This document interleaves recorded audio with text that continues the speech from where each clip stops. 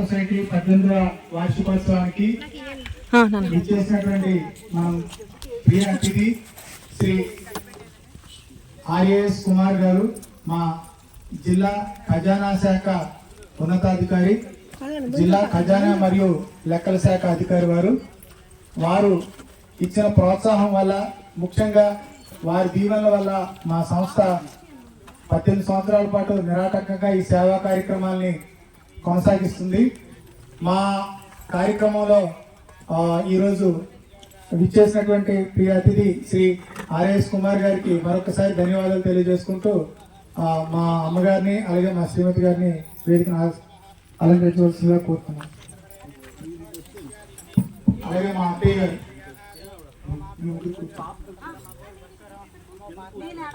అలాగే మన కార్యక్రమానికి పెద్దలు దూస్పంత్రి గారు విచ్చేసి వారి ఆధ్వర్యంలో జరుగుతుంది.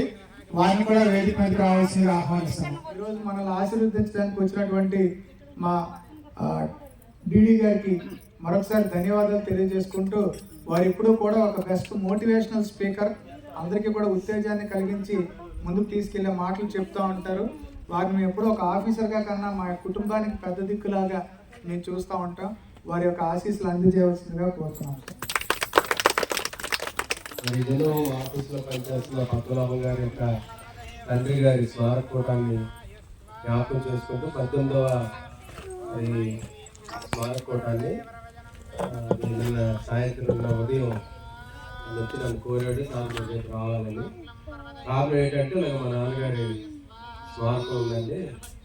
అంటే మరి తల్లిదండ్రులు గౌరవించిన బాధ్యత మనకు ఉంది కాబట్టి తప్పకుండా వారి తండ్రి అయినా మా తండ్రి అయినా మనందరం ఈ విశ్వంలో అందరూ ఒక కుటుంబానికి చెందిన వాళ్ళు. భారతదేశంలో మన పుట్టడం అనేది చాలా పూర్వజన్మ సుకృతం అంటారు కదా.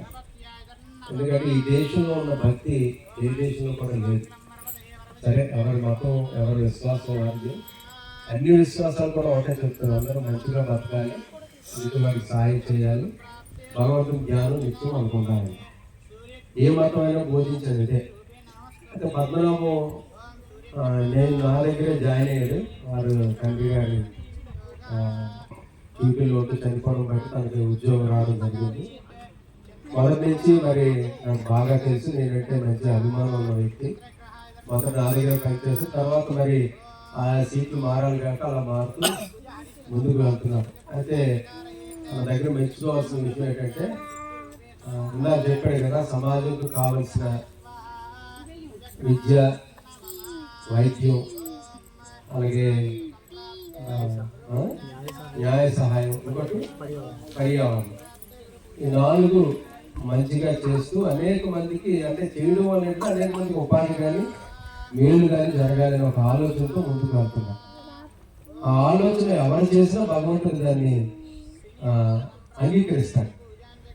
ఎందుకంటే ప్రతి మానవుల్లో కూడా భగవంతుడు అనేవాడు ఉంటాడని ప్రతి మతం బోధిస్తాడు. మా బైబిల్ ఏం చెప్తుందంటే, నువ్వు ఎలాగున్నావో నీ పొరుగు వాడు కూడా అలాగే ఉండాలని నువ్వు ఆశించాలి, నువ్వు ఎలాగా ఉండాలని కోరుకుంటున్నావో నీ పొరుగు వాడు కూడా అలాగే ఉండాలని నువ్వు చేసిన రోజు దేవుడు తప్పకుండా నీకు సహాయం చేస్తాడు. అదేవిధంగా హిందూ మతంలో కూడా ప్రతి మానవుల్లో కూడా దైవం అనేది ఉంటుంది, ఎదుటి వాళ్ళని మనం గౌరవించాలి. సో పద్మనాభం మరి ఈ ఆలయాన్ని ఎవ్వరూ పట్టించుకొని ఈ ఆలయాల్ని తను మరి దేవుడు ఎందుకు తనకు ఆ సంకల్పం వచ్చాడో మనకు తెలియదు, కానీ ఆ సంకల్పాన్ని ఆయనే కొనసాగానే మనం అనుకుంటాం మనం చేస్తామని, మనం చెయ్యము, దేవుడు మనతో చేయిస్తుంటాడు. మన కొంతకాలానికి అర్థం అవుతుంది, అంతవరకు అర్థం అవుతుంది. సో భగవంతుడు మరి తనలో ఏ మంచి చూసాడో మనకు తెలియదు, కానీ ఇక్కడ ఎవ్వరూ పట్టించుకొని ఈ పురాతన ఆలయాల్ని మరలా దాన్ని ఒక సమాజంలో తీసుకురావాలని ఒక మంచి దృఢ సంకల్పంతో ఈ వ్యాసనారాయణ మెట్లో ఉండే ఆలయాలన్నిటి చేసిన దీనిలో చాలా ఒడిదుడుకులు ఎదుర్కొంటున్నాడు. అయినా కూడా భగవంతుని సంకల్పం కాబట్టి ముందుకు నడుస్తున్నాడు. మరి ఇందా చెప్పాడు కదా, ఏదో మా మీద ఎవరో చేయాలని ఏదో కాగితాలు పడదు, మాకు మేలే జరుగుతుంది. బైబిల్లో కూడా ఒక మాట ఉంటుంది, ఏంటంటే నీకు వ్యతిరేకంగా ఎవరు ఏది చేసినా అది ఎప్పటికీ కూడా, అంటే చెడ్డను తలంచి మంచి చేస్తే ఓకే. మనం చెడు చేయాలని ఏదైనా అవైనా తలస్తే అది ఎప్పుడు కూడా వర్తిల్లదని ఉంటుంది. అంటే మన హృదయంలో మంచి సంకల్పంతో మనం ఒకటి ప్రారంభిస్తే భగవంతుడు దాన్ని ఖచ్చితంగా చూస్తాడు. అందరికీ భగవంతుడు ఒకటే. అంటే కాబట్టి మనం ఆ భగవంతుడిని తెలుసుకునే మార్గంలో మనం వెళ్ళిన రోజు ఆయన రివీల్ అవుతాడు. అంతవరకు రివీల్ అవ్వడు ఆయన. అంటే అందరికీ భగవంతుడు ఉంటే కనబడండి, ఉంటే చూపించండి అని చాలా మంది అంటారు. ఏంటంటే వాళ్ళకి నాలెడ్జ్ లేక అంటారు. అంటే భగవంతుని కూర్చుని అవగాహన లేక వారు ఆ మాటలు మాట్లాడారు. నిజంగా భగవంతుని చూస్తే ఏ మనిషి కూడా బతకలేడు, అసలు ఉండలేడు కూడా. అందుకే భగవంతుడు ప్రత్యక్షం అవ్వడం. ప్రత్యక్షం అయ్యాడా ఇంకా అతని జీవితం ఆయన చెప్పాడు కదా రామదాస్, మనకి తెలుసు భక్త రామదాసు భగవంతుని తెలుసుకున్నాడు కాబట్టి, చూశాడు కాబట్టి ఇంకా భగవంతుడు లేనో అయిపోయాడు ఆయన. మనం కూడా భగవంతుని చూసాం అనుకోండి, అసలు బతికేందుకని వదిలేస్తాం. ఇంకా అందరూ వైరాగ్యం, ప్రపంచంతో వైరాగ్యంలోకి వెళ్ళిపోతుంది కాబట్టి ఆయన లేదు. అది ఎవరికైతే ప్రశ్న ఉంటుందో, కోరుకుంటారో, నెక్స్ట్ ఎవరి నాలెడ్జ్ బట్టి వాళ్ళకి దేవుడు ప్రత్యక్షం అవుతూ ఉంటారు. ఎవ్వరు లేరు అనుకోండి, అసలు నాలెడ్జ్ లేని వాళ్ళకి డైరెక్ట్గా ప్రత్యక్షం అవుతారు. జ్ఞానం ఉండి బాగా ఆలోచన ఉన్నోళ్ళకి వారి ఆలోచన జ్ఞానం ద్వారా కనుగొనేటట్టు చేస్తారు. అలాగే దేవుని ప్రత్యక్షతలన్నీ జరుగుతాయి. సో మన అందరం భగవంతుని పెట్టలేదు, కానీ అసలు నిజమైన భగవంతుడు ఎవరు అనేది ఎవరో చెప్తే కదా, ఎవరికి వాళ్ళు తెలుసుకోవాలి. నిజమైన భగవంతుడు అనేది ఎవరికి వాళ్ళు తెలుసుకోవాలి. ఆ భగవంతుని తెలుసుకోవడానికి ఆయా రూపాల్లో ఇలాంటి కార్యక్రమాల్లో మరి దేవుడు తన ప్రత్యక్షతను మనకి ఇస్తాడో అది మనం నేర్చుకోవాలి.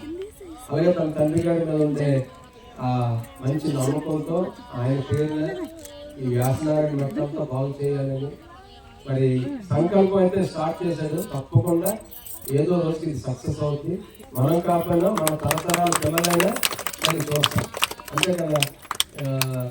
మనం చూడండి, కొన్ని ఆలయాలు కడతారు, ఎప్పుడో కడతారు, అది ఈ రోజుకి పెద్ద సెంటర్లు అయిపోతాయి. ఎందుకు అయిపోయాయంటే రాను రాను రాను డెవలప్ అవుతుంది. ఆ రోజు అలా సంకల్పం చేయకపోతే ఈ రోజు అది కూడా జరగదు. మరి తను ఒక మంచి సంకల్పంతో ఇక్కడ ఉన్న ఈ వ్యాసనారాయణ మఠంలో ఉన్న పాత దేవాలయాలన్నీ బాగు చేయాలని, ప్రజల్లో తీసుకురావాలని తను ప్రారంభించాడు. ఈ ప్రారంభాన్ని దేవుడే కొనసాగిస్తే అంటే మనం ఒక ఉజ్వలమైన భవిష్యత్తు ఈ ఏరియా అంతా చూడాలి అంటే అది తన లైఫ్ టైంలోనే అవ్వచ్చు, లేకపోతే తన తదనంతరం పిల్లల లైఫ్ టైంలోనైనా అవ్వచ్చు. ఎప్పటికైనా జరుగుతుంది. ఒక మంచి ఆలోచనతో, మంచి ఉద్దేశంతో కార్యక్రమాన్ని మనం ప్రారంభిస్తే తప్పకుండా భగవంతుడు దాన్ని కథాస్తాడు, చేస్తాడు. తన సహాయం అనేక మంది ద్వారా మనకి అనుగ్రహిస్తాడు. సో తను సంకల్పించిన ఈ యొక్క ఆధ్యాత్మిక చింతన, అలాగే విద్య, వైద్యం, పర్యావరణ రక్షణ, న్యాయం, ఇవన్నీ కూడా మంచివి. ఇవన్నీ కూడా ప్రజలకు మేలు చేయాలనే ఉద్దేశంతో తన చేస్తున్న సంకల్పాన్ని భగవంతుడు తప్పకుండా తీరుస్తాడు.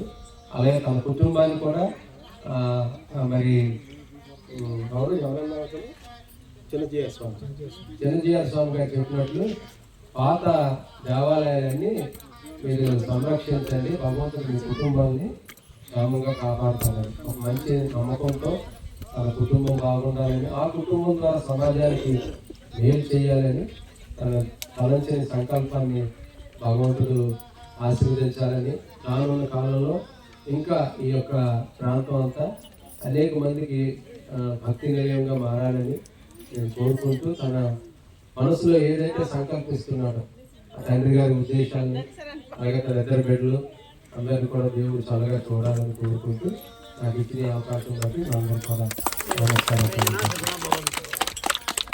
Thank you so much sir. ముఖ్యంగా మనం అందరూ పునర్జన్మ అంటాం కదా, బతికుండగానే మళ్ళీ బతకడం అన్నమాట, మళ్ళీ మనకి వస్తుంది.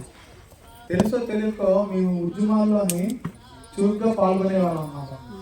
ఈ సమైక్యాంధ్ర ఉద్యమం అనేసి ఎన్జిఓస్ మా నాయకులు ఏదైనా పిలిపిస్తే మా సార్ దైవాలు నాకు చిన్న పదవి కూడా ఉంది. ఆ పదవి తీరుమని నేను ఆ ఉద్యమాల్లో చాలా చురుగ్గా ఉండేవాడిని. సార్ ఇప్పుడు చెప్పినట్టు దేవుడు డైరెక్ట్గా కనపడతాడు, ఏదో ఒక రూపంలో మన దగ్గరికి వచ్చి మనకి సహాయం పొందుతుంది. అది ఎలా జరిగింది అంటే వీరి అన్నగారైనటువంటి ఆర్ఎస్ జాన్ గారి వల్ల. ఆయనకి సంఘమిత్ర అని పేరు ఉందన్నమాట. ఈ తండ్రి గారి పేరు నోబుల్ జాన్ గారు. వారి ధర్మపుత్రుడైన ఆర్ఎస్ జాన్ గారు, సంఘమిత్ర డాక్టర్ ఆర్ఎస్ జాన్ గారు ఏం చేసేవారంటే ఆ ఉద్యమాల టైంలో నన్ను అరెస్ట్ చేయాలని, ఆ కర్ఫ్యూ సమయంలో నన్ను ఇరికించాలని చాలా కుట్రలు పన్నారు. ఆయన నన్ను ఏం చేసేవారంటే, పద్మనాభమురా నీతో పని ఉందని చెప్పి రోజు నన్ను కారు ఎక్కించుకొని తీసుకెళ్తున్నారు. ఎక్కడికి తీసుకెళ్తున్నారో మా ఇంట్లో కూడా తెలియదు, నాకు తెలియదు. ఏమంటే నువ్వురా నీతో పని ఉందని, పనే ఉండేది కాదు. తీసుకెళ్ళేవారు, టీ పిలిచేవారు, భోజనం పెట్టేవారు, ఓ 2-3 రోజులలో మీటింగ్లు అవి చేయించేవారు, మళ్ళీ తీసుకొచ్చి ఇంటి దగ్గర కారులో పెట్టేవారు. సొంత బిడ్డలాగా ఆ వారం 10 రోజులు నాకు ఆయన పునర్జన్మ ఇచ్చారు. ఆయన చేసే పనేట నాకు అప్పుడు తెలియలేదు. తర్వాత మా మిత్రులు ఒకరు చెప్తే తెలిసింది, నీ మీద ఇలాగ జరిగింది, నేను ఎలాగైనా కేసులో పెట్టేద్దామని, నేను ఎలాగైనా ఇరికించేద్దామని. యాక్చువల్గా చేసిన వాళ్ళు, ఆ కర్ఫ్యూలో బాధపడిన వాళ్ళు అందరూ వేరే, వాళ్ళు ఎవరో మాకు తెలియదు. మేము ఓన్లీ ఉద్యమం చేసాం, ఉద్యమం ఆపమంటే ఇంట్లో ఉన్నాం. కానీ ఏదో రకంగా చేద్దామన్నారు. ఆ రోజు కూడా దైవ స్వరూపంగా వారు అన్నగారు వచ్చి నాకు ప్రాణభిక్ష పెట్టారు. దానికి నేను సదా మీ కుటుంబానికి రుణపడి ఉంటాను సార్. మీరు ఎలాగైతే ఉద్యోగంకి నాకు ఆశీర్వదించారో, అన్నగారి వల్ల నేను ప్రాణభిక్షతో ఈరోజు నేను బతుకున్నాను సార్. మీకు సదా నేను రుణపడి ఉంటాను సార్. మీ తల్లి చేతులతో ఈరోజు మా కార్యక్రమాన్ని విచ్చేసిన భక్తులకి చిరు కానుకలు ఇవ్వాల్సిందిగా కోరుతున్నాం సార్. మరి ముఖ్యంగా మా బ్రహ్మగారు, వారు 90,000 జీతగారు. అంతేండి, 90,000. అమ్మవారి సేవలో, మన పైడితల్లం వారి సేవలో 45 సంవత్సరాలు చేశారు. ఎవరికైనా ఆయన పూర్ణ కుంభం స్వార్థం పలకవలసిందే. అలాంటి పెద్ద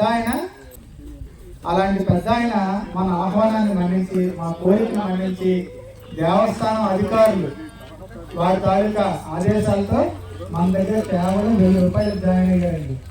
అంతేండి, అంటే మన కుటుంబం సినిమాకి వెళ్ళి వచ్చినంత ఖర్చు. గట్టిగా చెప్పడం కొట్టండి ఒకసారి ఆ పండుగ గారికి. ఉదయం సాయంత్రం ఆయన అక్కడికి పోయారు, నాన్న నేను పైకి రాలేను, పొద్దున ఏమైనా ఏర్పాటు చేస్తామంటే వారి సంకల్పం ప్రకారం అక్కడ వినాయకుడి పువ్వుల, సుబ్రహ్మణ్యేశ్వర స్వామి పువ్వుల అందులో నిర్మించి ఆంజనేయ స్వామిని ప్రతిష్ఠించి, అయ్యో మీరు కూర్చోండి, ఎవరికైనా ఇబ్బంది అయితే ఇక్కడ పైకి తీసుకొద్దామని చెప్పి వాళ్ళని అక్కడ ఆ రోజు నుంచి పూజా కార్యక్రమాలు ఆ రకంగా కంటిన్యూ చేయడం జరుగుతుంది. మా ఆహ్వానాన్ని మన్నించి వచ్చినటువంటి సతీష్ గారిని వేదిక మీదకి రావాల్సిందిగా ఆహ్వానిస్తున్నాం. ఇప్పుడు మన పంతులు గారి గురించి ఎందుకు చెప్పారంటే, మీరు అందరూ రోజు వచ్చి సోమవారం అనో, మంగళవారం అనో, బుధవారం అనో, శుక్రవారం అనో, శనివారం అనో పూజలు అవి చేయించుకుంటే ఆయన ఇక్కడ పడుతున్న దానికి కష్టాన్ని ప్రభుత్వం గుర్తించి ఆయన్ని దోపదీపం స్కీమ్ కింద చేర్చి పెద్ద జీతం చేసే అవకాశం ఉంది. ఈ కార్యక్రమాలన్నీ మేము ఎందుకు చేస్తున్నామంటే, ఈ హడావిడి, ఈ టెంట్లు, ఈ మైకులు, ఈ లైట్ సెట్టింగ్లు, ఇవన్నీ ఫోటోలు చూపిస్తే సి గ్రేడ్ కింద మార్చాలని మా సంకల్పం. ఏ గ్రేడ్ అంటే ఏంటంటే అన్ని ప్రభుత్వం ఇస్తుంది అన్నమాట. సి గ్రేడ్ అంటే మీరు చేసుకుంటే మీరు, మీరు చేసుకుంటే మీరు, మీరు చేసుకుంటే మీరు, లేకపోతే లేదు. సో సి గ్రేడ్లో ఉంది ఆలయం. కానీ స్వయంగా విష్ణుమూర్తి సంచరించినటువంటి, వ్యాసనారాయణ స్వామి సంచరించినటువంటి వ్యాసనారాయణ నట్టు ఇదంతా కూడా. మరి ఆ ఆలయానికి వారు వచ్చి సేవలు చేస్తున్నందుకు చంద్రుడికో నూరుపోగులాగా స్వామివారికి మా డీడీ గారి చేతుల మీదుగా చిరు సత్కారం చేయవలసిందిగా కోరుతున్నాం. గారికి మా డీడీ గారి చేతుల మీదుగా చిరు సత్కారం. అందరికీ గట్టిగా చప్పట్లతో.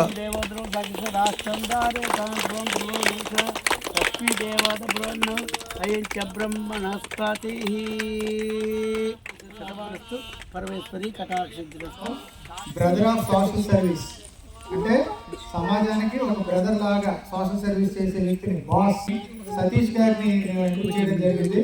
వారు కూడా అయ్యన్నపేటలో గ్రామ దేవత గోపాలమ్మ వారి ఆలయాన్ని పునర్నిర్మించి చాలా వైభవంగా ఆ దేవి మా డీడీ గారి చేతుల మీదుగా ఈరోజు పురస్కారాన్ని అందుకోవాల్సిందిగా కోరుతున్నాను.